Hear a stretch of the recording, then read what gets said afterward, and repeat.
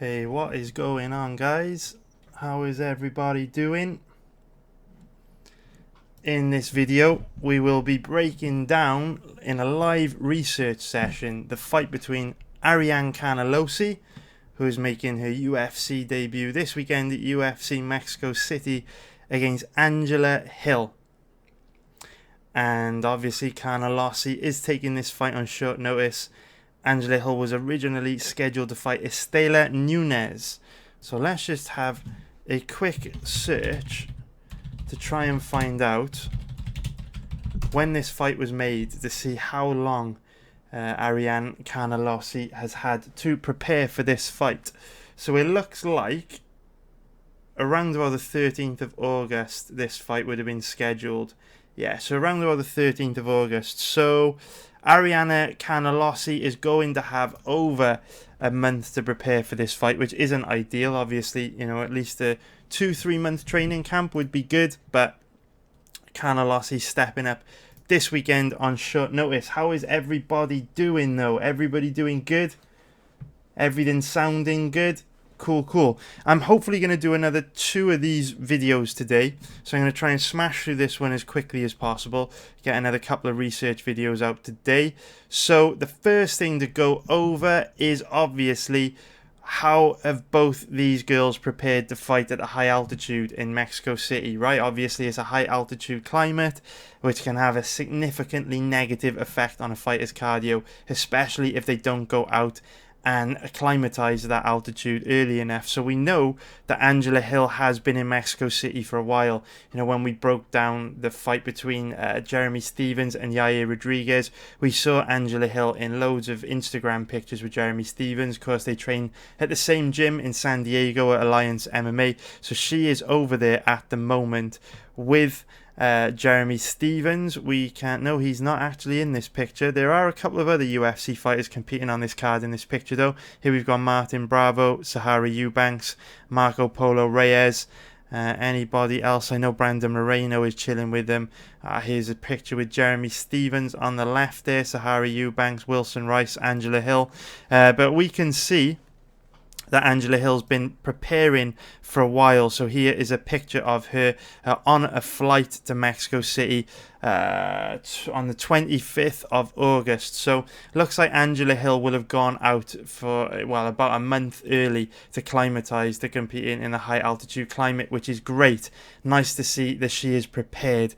Although what I would say about Angela Hill is that the one thing that has let her down throughout her career has been her cardio. Her cardio's always held her back. By the midway point of the second round in all of Angela Hill's fights, she starts to slow down significantly. And what I tend to find is it's great that Angela Hill's gone out to Mexico City to try and adjust to the high altitude a month in advance. But from experience, what I would say is when a fighter with bad cardio fights at altitude, it doesn't matter what they do to prepare, it doesn't matter how early they go out to prepare, their cardio looks even worse, because at the end of the day, it doesn't matter how much you climatize to fighting at altitude, fighting in a hot, humid environment with a high altitude climate, it's not going to do your cardio any good. So fighters that already have bad cardio are just going to look even worse. So it is great that Hill is doing her best to prepare, but her cardio is probably going to look pretty damn bad again on Saturday night, which means I'm going to need to see something special while researching this matchup to bet on her. Knowing how bad her cardio is at sea level, Ariane Carnelossi is going to have to be really, really bad for me to take a shot on Angela Hill this weekend. But obviously, it's great that she's well prepared.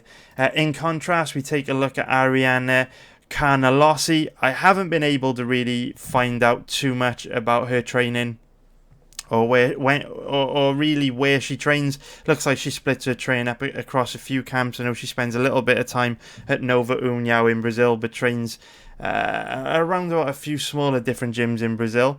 What we can see, though, is this picture here from it was taken a week ago at the UFC gym in Mexico City. So it looks like Carnelossi is going to have gone out a little bit early. Here's another one from 2 weeks ago. showing that she is just leaving for Mexico City. This is her gym in Brazil, but it shows 2 weeks ago that she's getting ready to leave. So, she has gone out a little bit early. Don't know exactly how long. Looks like somewhere between a week and 2 weeks out. So a little bit of time to climatize. Nowhere near as long as you'd want. Like I say, sports scientists recommend you climatize at least a month before you're due to compete. But she's gone out a week or two early. Better than nothing. So that is Ariane Carnelossi. And if we look at the odds at the moment on this fight, we've got Angela Hill currently around about a 1.68 favourite, which is minus 147 for an implied probability of 60%.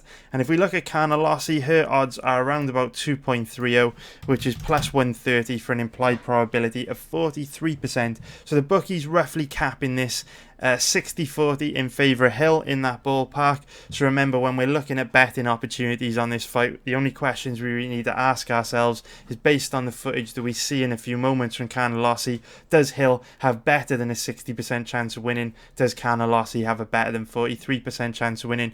Those are the questions we have in our mind. But my first impressions from a betting perspective are just the way that just what I've got in my head at the moment. Obviously that can change a lot depending on what gets thrown up in the research.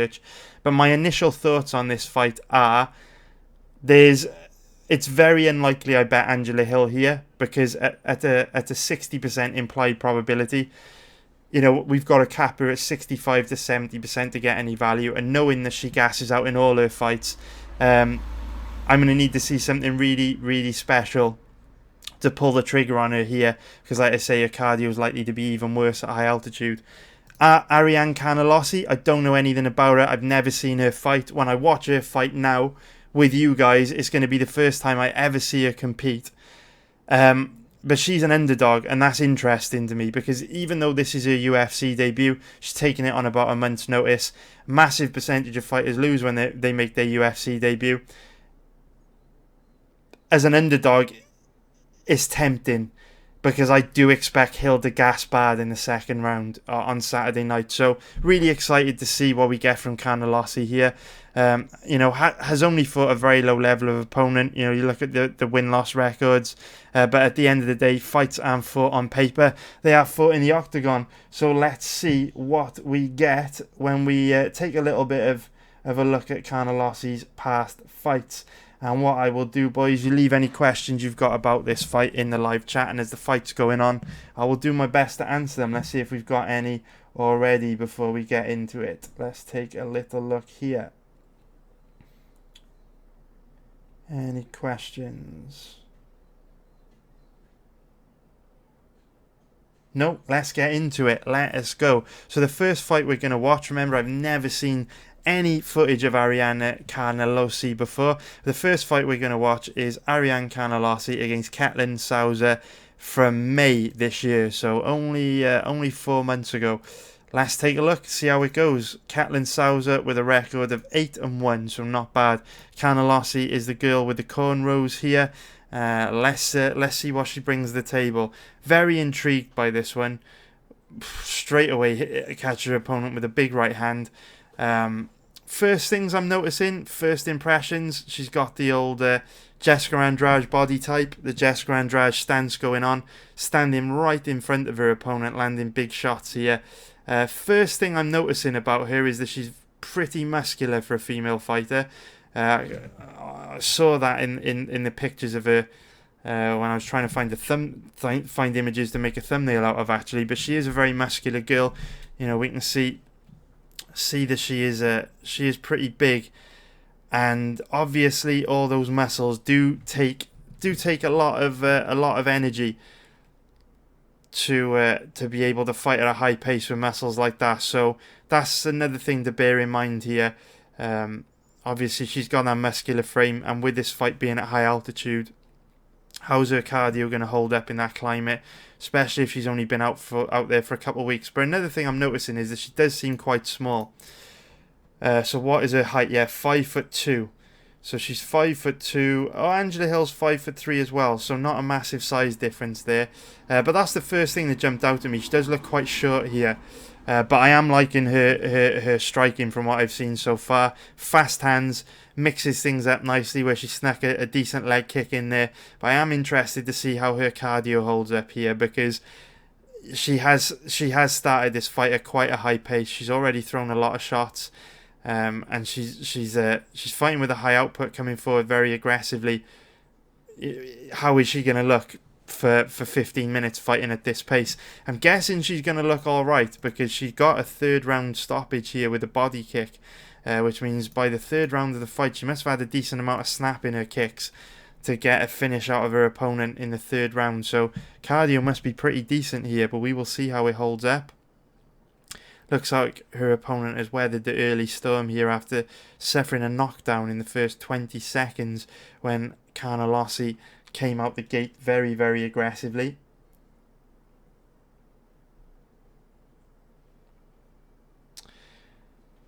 Very interesting how Carnelossi is happy to stand right in front of her opponent and throw down. This is interesting because we know Angela Hill likes to use a lot of footwork, stays very light on her feet. One of the reasons why her cardio isn't great is because of how mobile she is. Angela Hill never stays still. She's very light on her feet. Uses a lot of footwork, which obviously takes a lot of energy, and that's one of the reasons why she slows down. But one thing that I'm noticing that could give Carnelossi some problems here is obviously she's able to land a high volume of strikes on Ketlin Souza. Ketlin stood right in front of her. Angela Hill won't. Angela Hill will be very light on her feet, lots of footwork. She will not be an easy target. And at the moment, when you look at Carnelossi's plodding style, she's kind of marching forward, flat-footed. How much success is she going to have dealing with a fighter as mobile as Angela Hill? And after a very strong start, Carnelossi's output starting to dip a little bit here, and Ketlin Souza starting to rack up the strikes on her. Very, very interesting. You can tell that she's powerful. Reminds me of Jessica Andrade a little bit with her fighting style. But another thing that's jumped out at me here is, you know, in the first couple minutes when Carnelossi was landing big shots on Souza, she was backing her up. But now when she's landing not so much, you see there, that left-hander just landed. Nowhere near as much pop on her shots now. Is she already starting to slow down a little bit 4 minutes into the fight? You see there, at the beginning of the round, the kicks, the punches she was throwing was very snappy, very technical, much more laboured now, much slower 4 minutes into the fight. And remember, this fight is at high altitude. She's gone out, you know, only a week or two early. You know, if she's losing snap on her shots after 4 minutes, you know, how quickly is she going to lose snap on her shots in the high altitude climate of Mexico City? And after a strong start, Ketlin Souza's more than grown back into this round. Very interesting to see.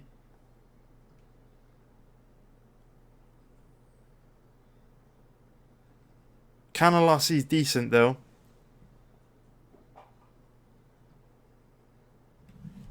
"14 seconds left to go in the round. Got any questions?"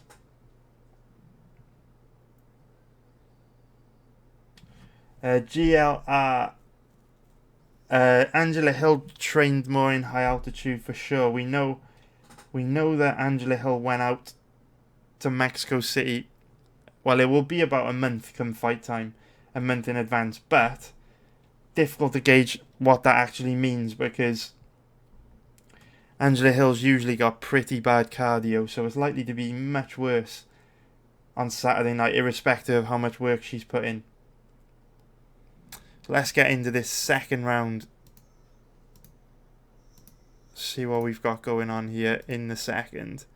What I would like to see is this fight doesn't tell us too much about how much success Carnelossi is going to have against a fighter that's as mobile as Angela Hill, a fighter that uses a lot of footwork. So what we're going to do after this fight, we'll watch another one.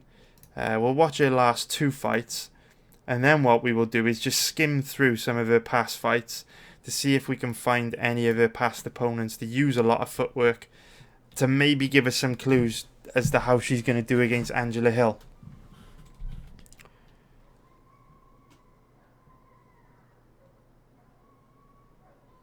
I do like how Carnelossi mixes her strikes up. Lots of boxing combinations with leg kicks, well disguised leg kicks. See how she snuck that inside leg kick up. Beautiful when up top as well. Very, very nice technique from Carnelossi there. If we just rewind just a little bit, watch how, with absolutely no telegraph, she throws the inside leg kick. And then when she's got her opponent thinking about checking the leg kick, she goes up top with the high kick from the same side. Very, very nice here. Watch, throws the inside leg kick straight upstairs, the head kick. Souza read it and got the block in, but very, very nice technique there from Carnelossi. Obviously, the problem is Souza is stood right in front of her, so it's easier to get those combinations off on an opponent that stands right in front of you, where Hill is going to be very light on her feet, moving in and out of range, circling on the outside. It's going to be very, very difficult to land those type of techniques, because if you do catch Angela Hill with one of those leg kicks, she's probably just going to be exiting range or trying to circle away from you, which won't be as easy to land a head kick like that, or she's going to be coming forward on a counter. But I do like Carnelossi's boxing combinations here. What I would say is Carnelossi's definitely the better boxer than Angela Hill. Most of Angela Hill's striking techniques tend to be kicks based, and if these two girls get into a boxing range, do like Carnelossi's chances of landing the bigger, harder combinations. But it depends, right? It's difficult to say, because again, Carnelossi's landing really nice combinations when Souza stood right in front of her. Is she going to be able to land the same boxing combinations while Angela Hill's moving in and out on her? Is she going to be able to get a read on the footwork and the movement? Angela Hill throws a lot of feints as well, which is not something we're seeing a great deal of from Souza here. Souza's just very flat-footed, very traditional. But Carnelossi not really showing any signs of slowing down at all here. This is the midway point of the second round, and she's got the pop back in her shots again, landing very nicely on Souza. What I do really like about Carnelossi here is that she is throwing and landing a really high volume of strikes. And obviously we know Angela Hill, with her cardio output, drops significantly as the fight goes on. So if Carnelossi is able to keep up this pace for 3 rounds, she stands a great chance of beating Hill, because Hill's output falls off a cliff in the second round. I mean, she's very, very ineffective in the third round. We even saw her struggle in the third round against Jodie Esquibel. So Carnelossi, from what I'm seeing in this, just 6 or 7 minutes of footage so far, is certainly a live dog. Obviously, there's not a lot of room. There's not a lot of juice there though, because she's not that big of an underdog. She's only around 2.30 plus 130 for an implied probability of 43%. So really, to get any value here, you'd have to cap this fight at 50-50, which is possible based on what I'm seeing so far. We'll go a bit deeper into the footage with Carnelossi.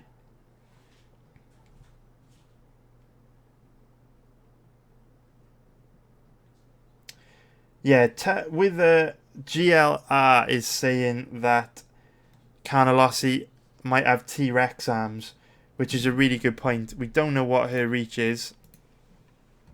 It's not listed here.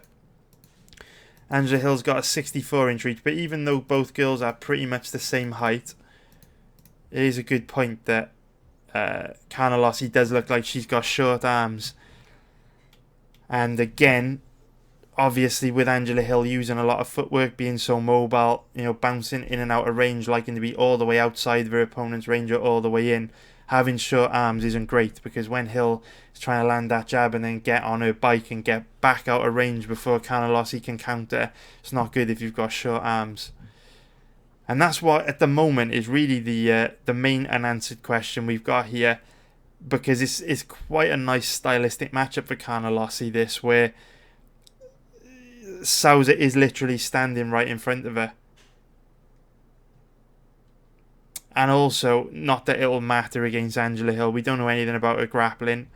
But it shouldn't matter. Angela Hill's got no offensive wrestling, no ground game. But I was just saying, the reason why it is a little bit of a factor to take into consideration here is because Carnelossi hasn't got to think about being taken down here against Sousa. Sousa hasn't threatened with a takedown, so she can let her hands go without worry of being taken down, which means we're kind of seeing Carnelossi striking at its best here against the perfect stylistic opponent where, Sousa's not trying to take her down. She's not really throwing any feints, she just stood right in front of her.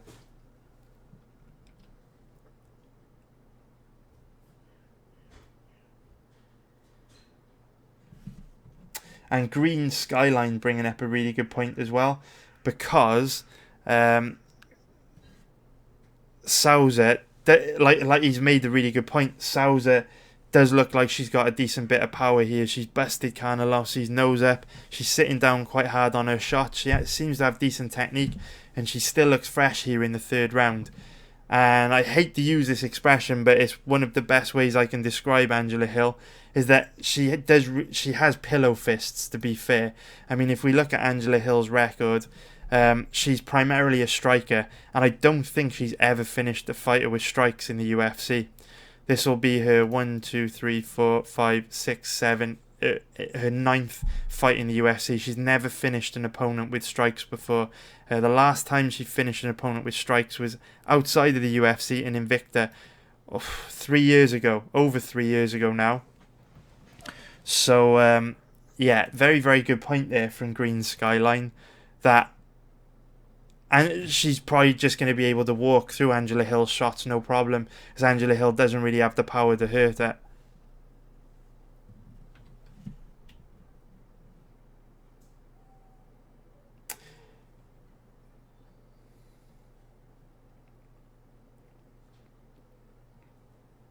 See what questions we got here, boys.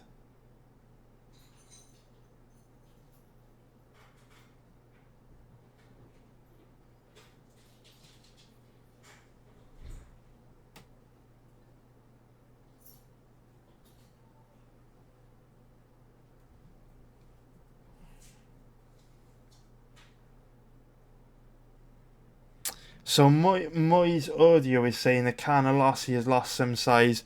Her biceps don't have much definition anymore. So I guess we'll see that at the weigh-ins tomorrow.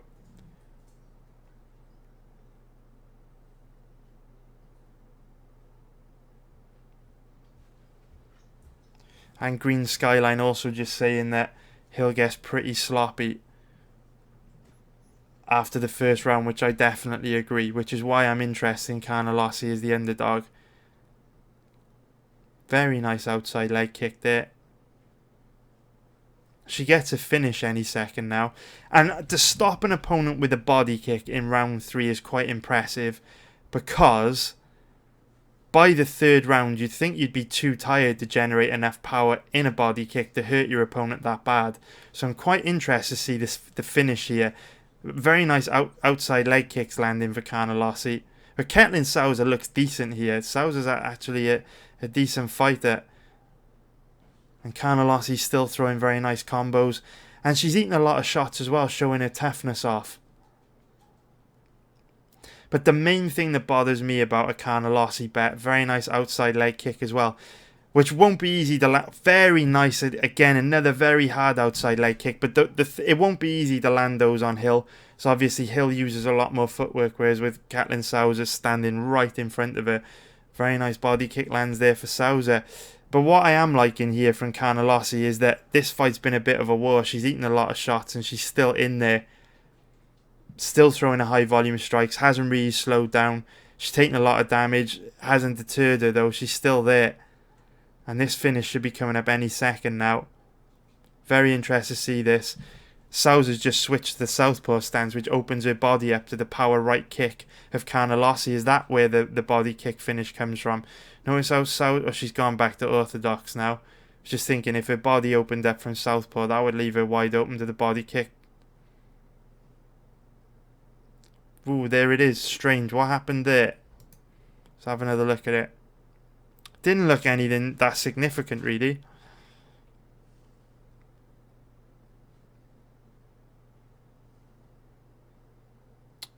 strange.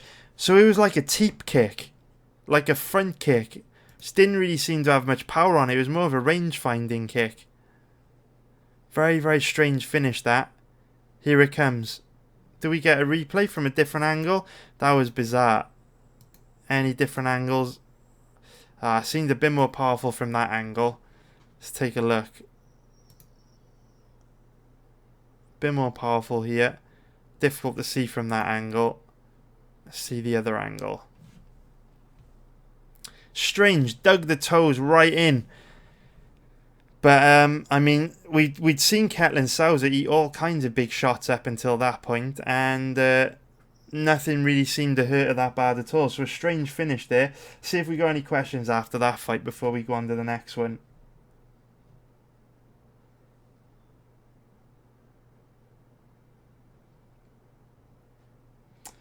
Few guys asking about Angela Hill footage. Yeah, I've already watched footage on Angela Hill. So when I do these research video, guys, I always research their opponent first, and then I'll research the fighters, like whoever we're featuring in the video, right? Obviously, I can't show Angela Hill research because the video will get flagged for copyright.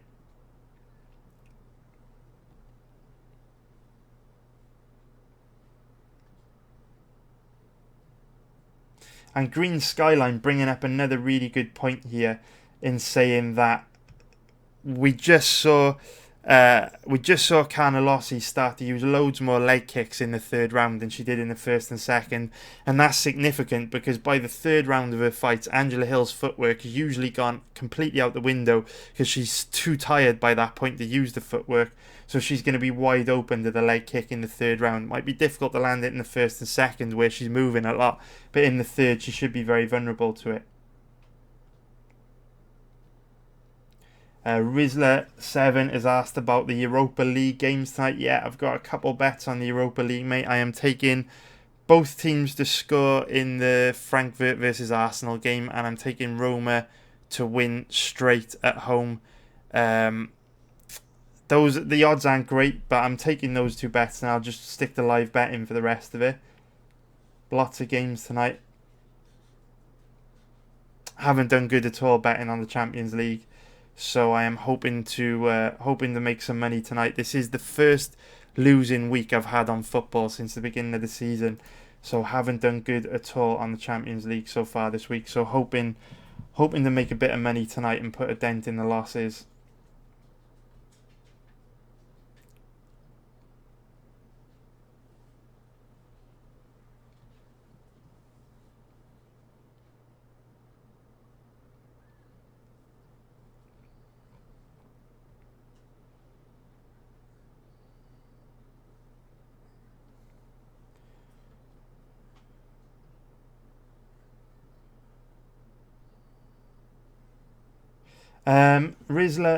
Kane Sweeney has asked, how would you rate Angela Hill's chin?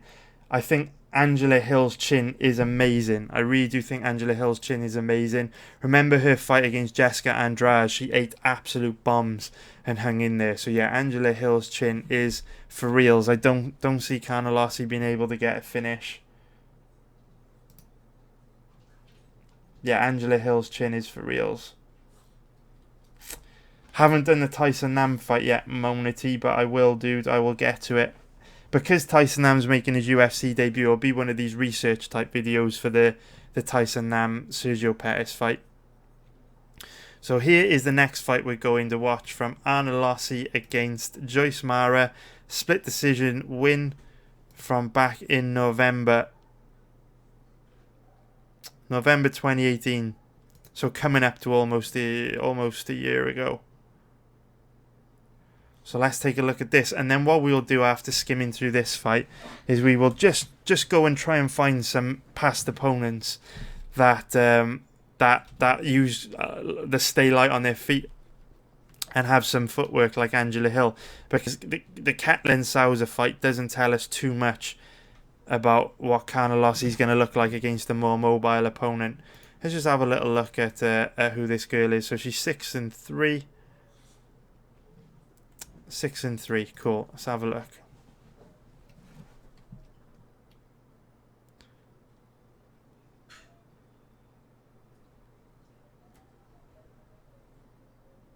One thing I'm just noticing here that didn't notice so much in the last fight, but maybe is something that she's tightened up and improved on, because obviously she's fought one since then.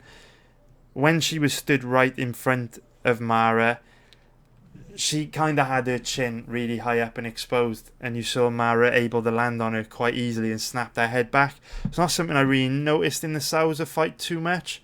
Carnelossi seemed to have her chin tucked a little better, but that's just something that stood out to me. And now we're getting to see a little bit of her clinch game, which is interesting, because if she does have a strong clinch game and she can go to the clinch, it's getting to see a bit of her wrestling as well. This is interesting.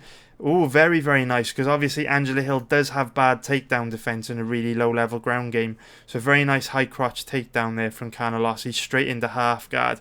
So showing that there is more to this girl than meets the eye. She's not just the Jessica Andrade wannabe. Very, very nice high crotch takedown there. Her opponent really handed it to her on a plate though, but showing that she's got a lot of power. Very, very nice. But they're already back up. What happened there? So in half guard here, midway point of the round, trying to stay heavy from top position. Very, very nice.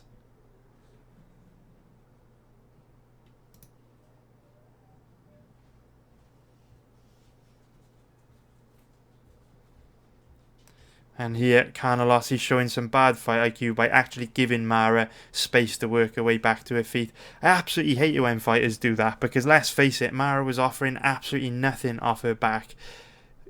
Why didn't Carnelossi just stay heavy from top position for 2 minutes and just put her stamp on the round and just maintain top position? Makes absolutely no sense to allow Mara to get back to her feet then. You exert all that energy to get the takedown and then you just let your opponent stand back up. It's a sign of bad fight IQ. Doesn't make any sense. So don't like that, what I just saw from Carnelossi.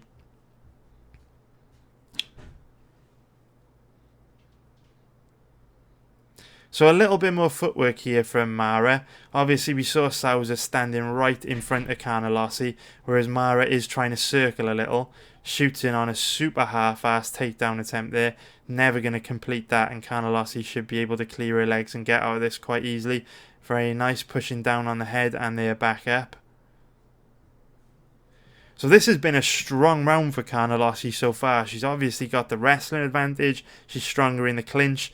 And it appears that she is outstriking Mara by quite a wide margin. Although Mara's got her hands connected there briefly. A takedown did open up for her, but she didn't go for it.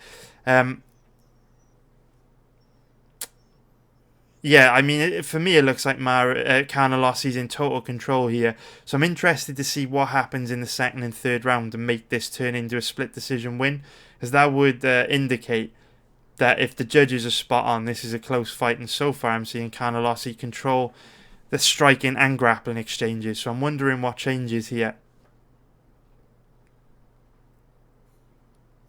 And when I'm researching fights, I try and visualize how a fight is going to look, right? So now what I'm seeing in this fight, more so than the Sousa fight, because I feel like Sousa had a completely different style to Angela Hill. So it's kind of hard to visualize what it would look like with Angela Hill in there. But now, you know, Mara's got not obviously a completely different fighting style, nowhere near as mobile as Hill, but kind of more mobile. You know, it's a little bit easier to visualize how Angela Hill would look in there against Carnelossi when we start to see Carnelossi coming forward and Mara moving backwards and circling away from her. And I'm just kind of visualizing now seeing Angela Hill popping in and out, you know, landing that jab, chipping away at her with leg kicks. And I am starting to see that Carnelossi might struggle a little bit here with the mobility of Hill.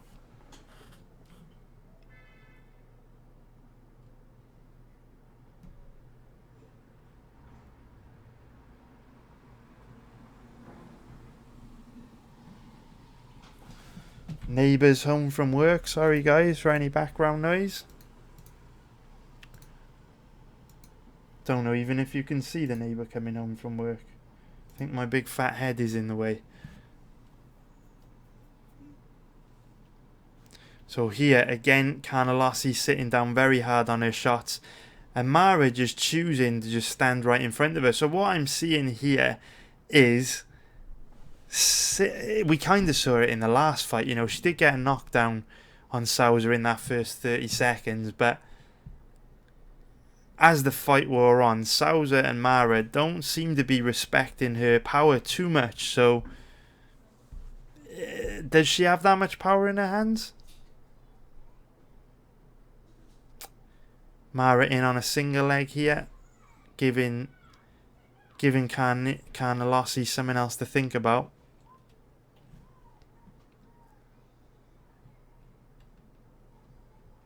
Back to the clinch.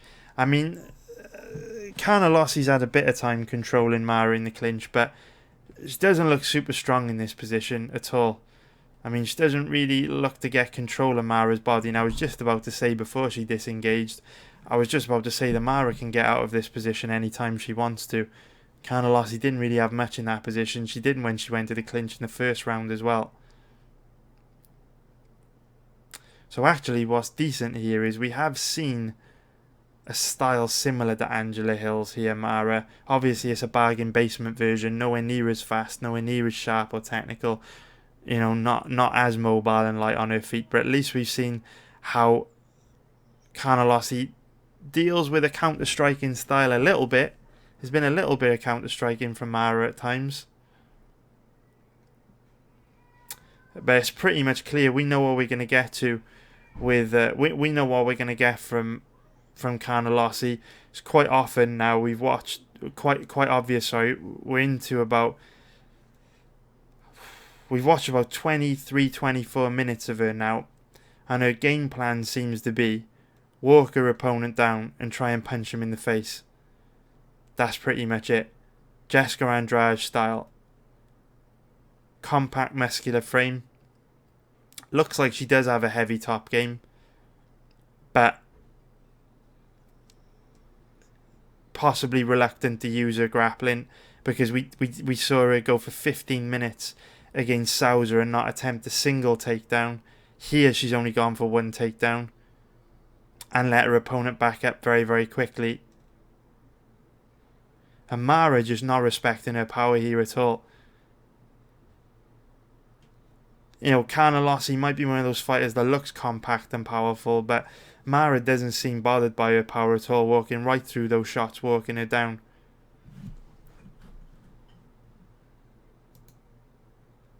Mara doesn't have anything here. I'd be amazed if she got this takedown.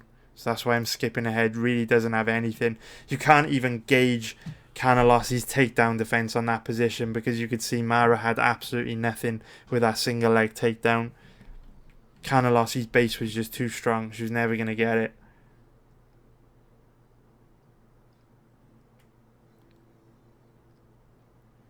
And what's bothering me just a little bit here is how Mara's just completely walking through Carnelossi's shots now.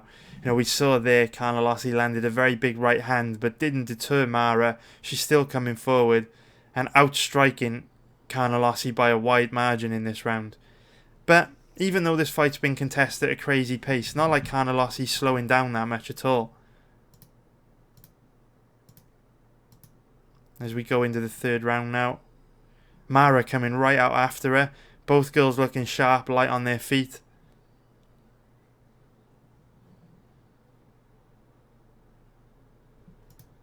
Rizla has said, have you asked any of your neighbours to use their online betting accounts yet? Not yet, mate, but I'm sure I'll have to one day. Sure, I will get to them. That's a good question.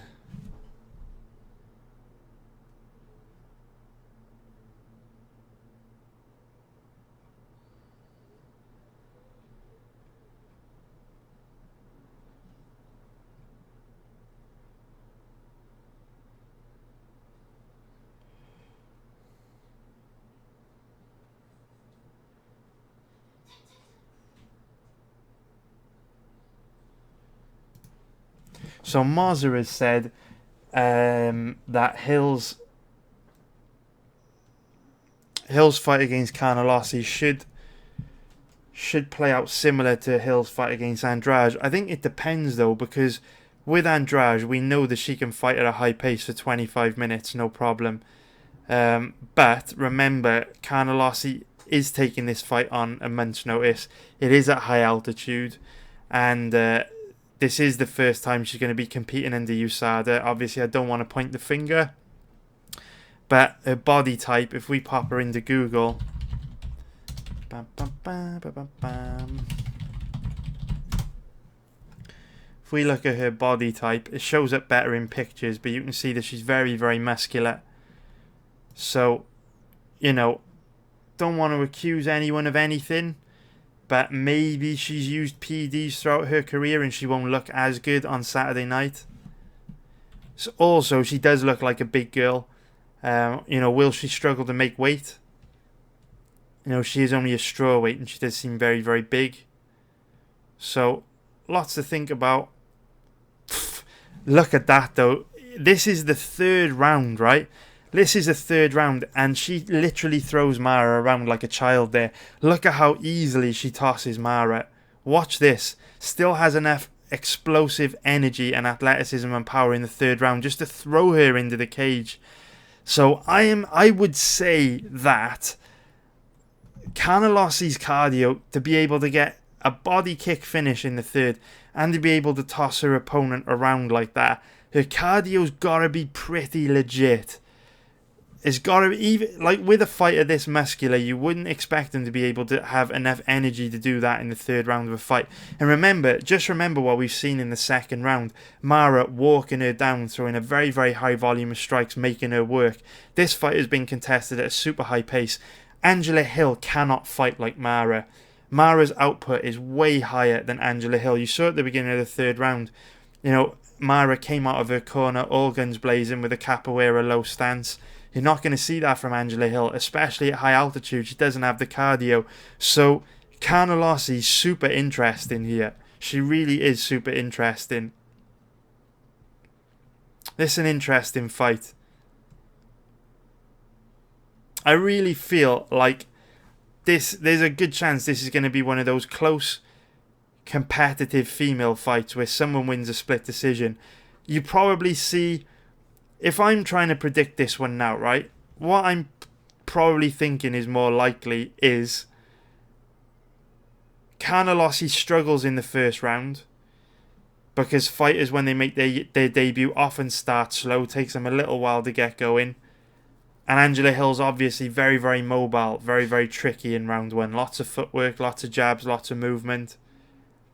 But as Angela Hill starts to slow down in the second and third, if Carnelossi can keep the pace up where she keeps coming forward and pressuring and standing right in front of Hill, letting her hands go. Sorry, guys. Right in front of Hill, letting her hands go. This could potentially be a good fight for Carnelossi. I honestly see her probably struggling early and Angela Hill winning the first round. And then in the second half of the fight taking over. Of course, it just really depends on how that second round goes. Who gets the second round? But it's not a bad matchup for Carnelossi, really. I mean, while we sum this one up, let's put another one of her fights on in the background. See if we can find this one.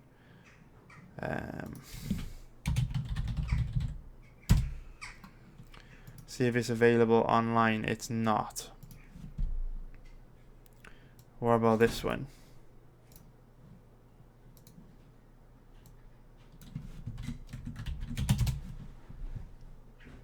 Yeah, it looks like we got this one. Boom. We'll just leave this running in the background while I answer any questions or we talk about this fight a little bit. Yeah, so... yeah, I think this is a competitive fight, right? It's certainly not a fight where you could lean strongly either way. I think it's fair to say, after looking at the footage together of this is likely to be a competitive fight. So if we look at the odds, 1.68 on Hill. I think it's fair to say, based on what we've seen from Carnelossi, there's no way you can bet Hill here. Like I say, to get any value, you'd have to cap her at least 65%, which is just so aggressive. Carnelossi's clearly no joke. Her cardio's decent for 3 rounds at sea level. Even with that muscular frame, she didn't really slow down at all. In fact, she started mixing it up even more in the third round with the fight against Sousa, building those leg kicks into her attack. Yeah, she's decent. And then if we look at the odds on Carnelossi, odds are around 2.30, which is plus 130 for an implied probability of 43%. So to get any value on Carnelossi here, really you've got to cap her at about 50%.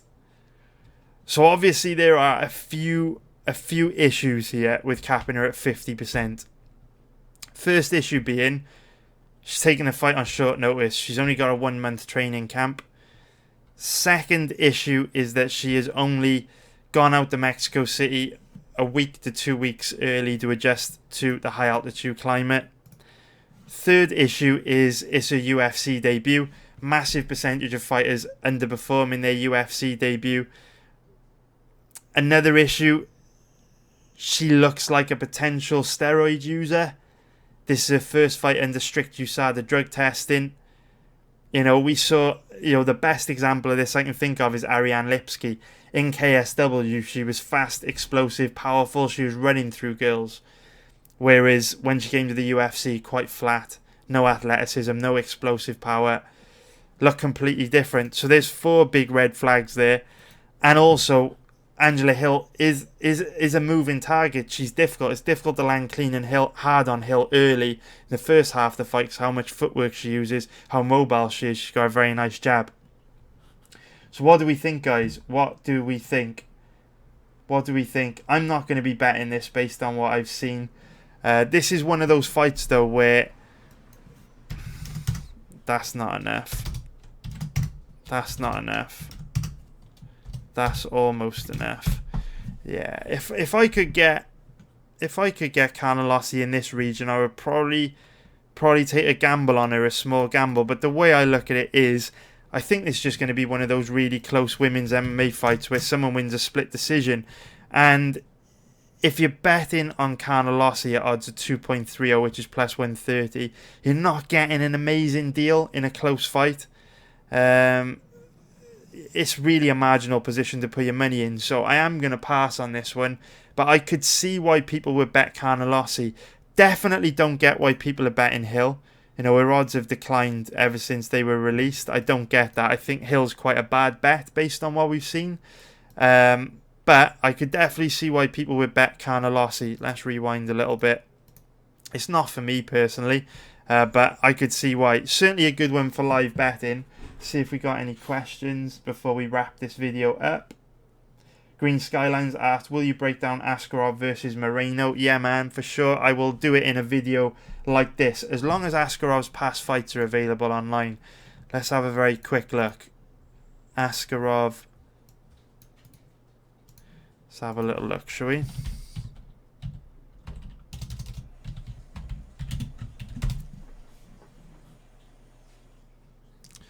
His last fight's available. Let's have a look at another one. And don't forget, guys, if you do like this video, please hit the like button below. Please also subscribe if you haven't already. And please also leave a comment. It would mean a lot to me. I would really, really appreciate it. It would help the channel grow. And it would show me that you want me to keep doing these videos. Yeah, so it looks like there's a couple of Askarov's past fights, so I'll definitely do that. Let's rewind again before we wrap this up. Marza Kand has asked Angela Hill and Ariane Carnelossi to go the distance at 1.28. I don't like that at all, dude. They are very bad odds. Very, very bad odds.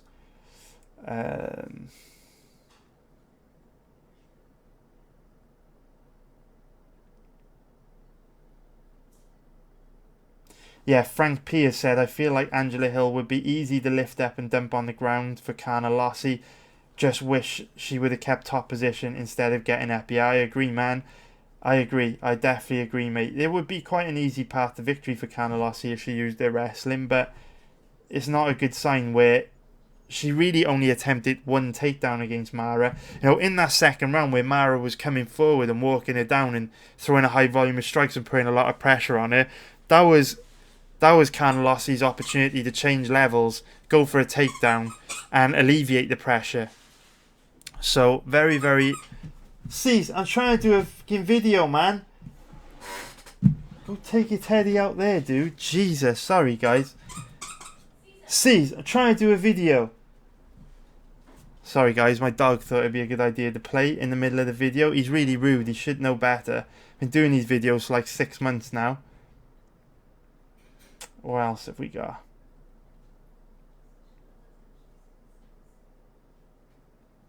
Rizla7 has said, don't forget Mexico have a bad reputation for roids. No doubt a few fighters will be juiced to fuck. I do disagree with you, dude, because obviously no matter where you live in the world, USADA drug testing applies to you.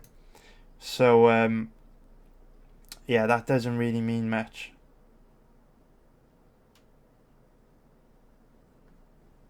What else do we have?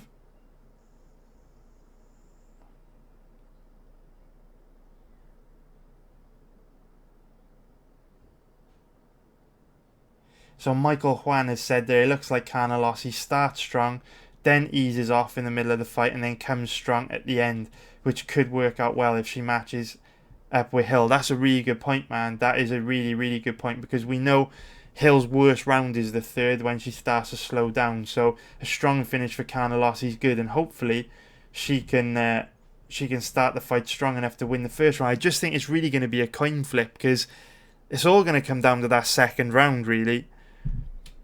I do expect Hill to win the first. You'd expect Carnelossi to start slow, with it being a UFC debut.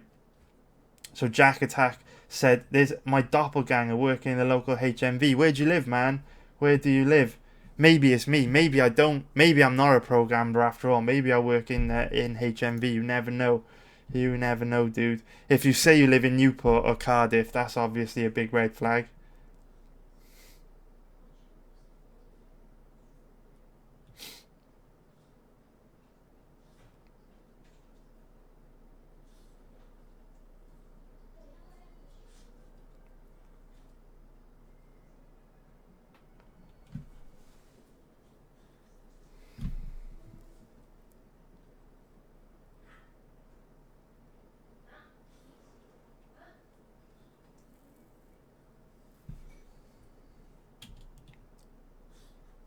So a lot of people seem to be talking about the Moreno versus Askarov fight. So I tell you what I will do. I've already planned to do the Vanessa Mello versus Irene Aldana fight next, because it's a nice easy one. Because obviously Aldana is a big favourite. So it should be quite an easy one to cap. So I've got that one ready to go next. So I'm going to do that tonight after the football. And then I'll try and do another one tonight, and we'll do the Askarov Moreno one like after the Europa League games tonight. So it'll be Aldana and Mello next, but that shouldn't take long, and then we'll jump right into Askarov Moreno, because a lot of people seem to want that one. Don't know anything about Askarov. I haven't watched any footage of him. So, coming to the end of the question. I hate how fucking YouTube zips ahead. I mention it all the time. YouTube just fucking zips ahead and gets rid of loads of comments, and you have to try and scroll back up and find out where you are.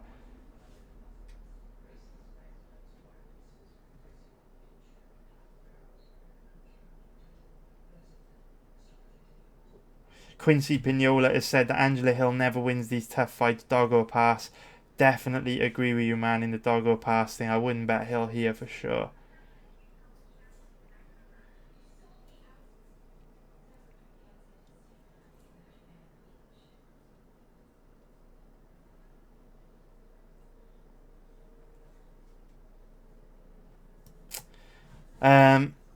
Dayton's asked a good question. Dayton has asked, what is people's reaction when you say you gamble for a living? This is the face I get when I'll bump into people and I'm like, oh, I'm just really busy at the moment. But like, for example, literally since we got back from Singapore, it has been fucking relentless. Like, we got back from Singapore like a total fool. Straight away I bought a computer, which, as you all know, was a fucking nightmare to build, so that took ages. Last week there was KSW and UFC. The week before that there was Bellator and UFC. this week is like my first normal week since I got back from Singapore like a month ago, where there's literally only one UFC event, and that's it. Like nothing else I have to do in the week apart from research UFC. No KSW, no Bellator, no building a computer. So this week's been a normal week, but these last few weeks has been fucking insane. And so the garden is basically out of control at the moment. Like the grass is growing really long. There's loads of weeds and everything, just because I haven't had time to do it. So I was like, right, I don't have time to do it. Next week there's 2 Bellator events and 1 UFC event. Like September is fucking mental for betting on MMA. Like it's just flat out chaos, right? So I was like, I'm gonna hire a gardener to sort my garden out, and I'm gonna pay him to come back once every 2 weeks, keep the garden tidy, and then I don't have to worry about the garden. It's one less problem in my life, right? Just hire a fucking gardener. And he came around the other day, and he was complaining about how busy he was, and like he wasn't sure when he could fit us in. And I was like, oh yeah, I know, man, I'm in exactly the same boat. Work's been crazy for me lately. It's just non-stop. And then he's like, oh cool, what you do? And I hate it when people ask that question, because as soon as anyone asks that question, it gets really awkward fast. So he's like, what do you do? And I'm like, I'm a professional gambler. And he's like, what? And I just say, I'm a professional gambler. And this is the face everyone gives me. They go, oh, really? Like the super skeptical, judgy face. And everyone gives me that. It's so annoying. So I am going to have to think of another job that's like really boring and ordinary that I'm gonna have to tell people that I do, because it's annoying, like having to like say what I do and then try and explain it. It's just awkward and cringy, and everyone gives me the same reaction, the same judgy face, same skeptical face that I've had for like the last 5 years now. So yeah, everyone gives me that face.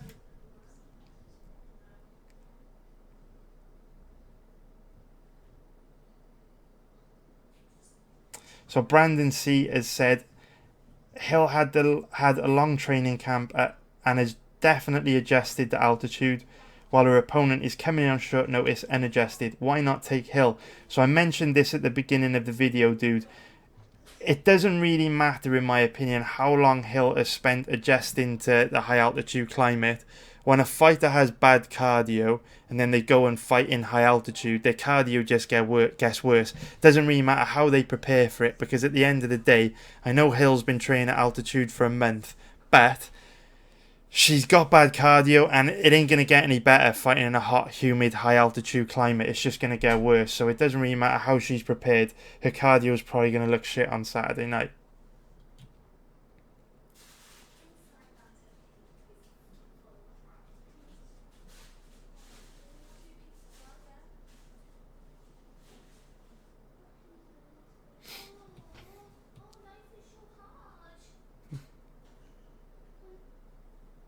So I think that's going to be it, boys. Think that is going to be it.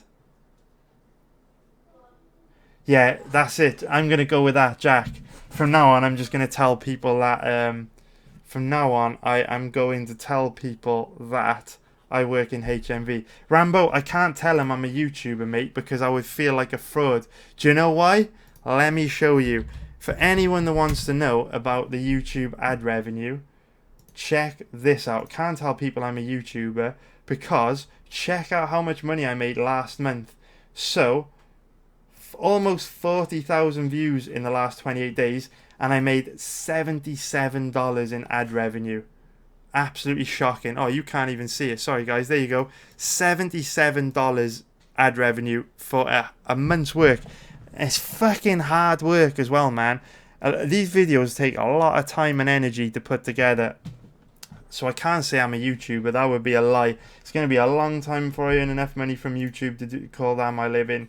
But anyway, boys, I think that's going to be it. What I'm going to do, the football starts in 20 minutes. Europa League round 1 group games. So I am going to go and watch those games. Then I am going to come back online. We'll do the Aldana versus Mello video in about 4 hours. And then after that, I'll go away, I'll research Brandon Moreno, and then we'll get that Askarov video done tonight as well. Oh, it's a flyweight. thought this might have been a bantamweight. But yeah, nice one for watching, guys. If you liked it, please hit the like button below and also subscribe if you haven't already. Leave a comment to let me know what you think of these research videos, and if you let me know what you think of them, I will carry on doing them if you like them. I will can them and go back to the old format if you don't like them. But thank you very much, boys. Take care, everyone, and I will see you in a few hours' time. I'll be back very soon. Have a good night, boys.